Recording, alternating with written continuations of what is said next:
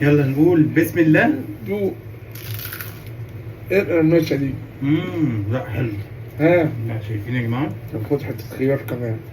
ده الخيار اللي انت عملته صح؟ تعال نشوف الخيار اللي بابا عامله. تحفه.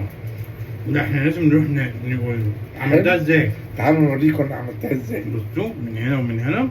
لا لازم نشوف هعملها ازاي. يلا بينا نروح نعملها. بس قبل ما نروح نعمل ايه؟ صلى ايه؟ صلى على النبي. نشكره ليه؟ يلا بينا. يا عم سمعة، ازيك يا حماد؟ ايه الحواوشي الطعم الحلو ده؟ تعالى بس الاول نعمل لك الحواوشي اهو. تعالى. اهو. انت بتحطه في الرغيف صح؟ بحط- اي حد بيحط حواوشي في الرغيف طبعا. بحط بقى الحواوشي في الرغيف وبعمله على الطاسه في منتهى الجمال. طب الفرن احلى ولا الطاسه؟ الطاسه. تعالى بص بقى على الطاسه. تعالى. تعالوا نشوف الطاسه. اهو يا جماعه على الطاسه. اهو بص. اللهم صل على النبي. تحط زيت يا بابا ولا حاجه؟ بحط نقطه زيت وهو الدهن بتاعه بينزل بيبقى في منتهى الجمال. لا انت تقول لنا بقى الطريقه الحلوه دي. ادي طريقته اهي. بقلب هنا شويه وهنا شويه واعمل الرغيف وبس بس كده. بص بقى يا سيدي، انا بجيب كيلو لحمه وبجيب 300 جرام دهن. بزود في الدهن ليه؟ عشان الدهن لما بيسيح بيدي طعم حلو للحواوشي بالذات. يعني في الكفته بحط قد ايه؟ ربع كيلو. لكن ده بحط له قد ايه؟ بجيب على الكيلو حوالي 300 جرام 250 جرام دهن. ما بجيبش ربع كيلو، بجيب 300 جرام، بزود شويه.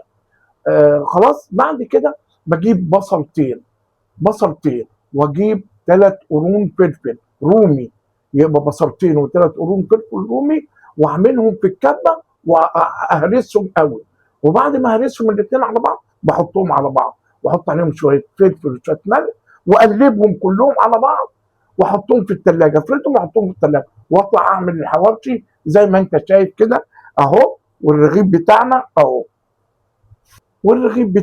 اهو. بحط فيه الحواوشي وبيطلع حواوشي ولا فول صويا، لحمه صافي اهو.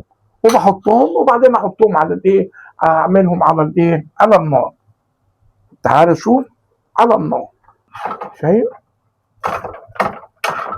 بقلبها على النار وخلاص على كده.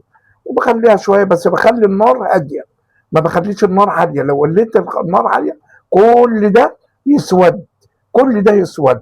فبخلي النار، بصوا، بخلي النار واطيه بس كده. وكلوا بالهنا والشفا. ما تنسونيش بقى في اللايك والشير وتفعيل زر الجرس والصلاه على النبي والكومنتات الحلوه. والسلام عليكم ورحمه الله وبركاته.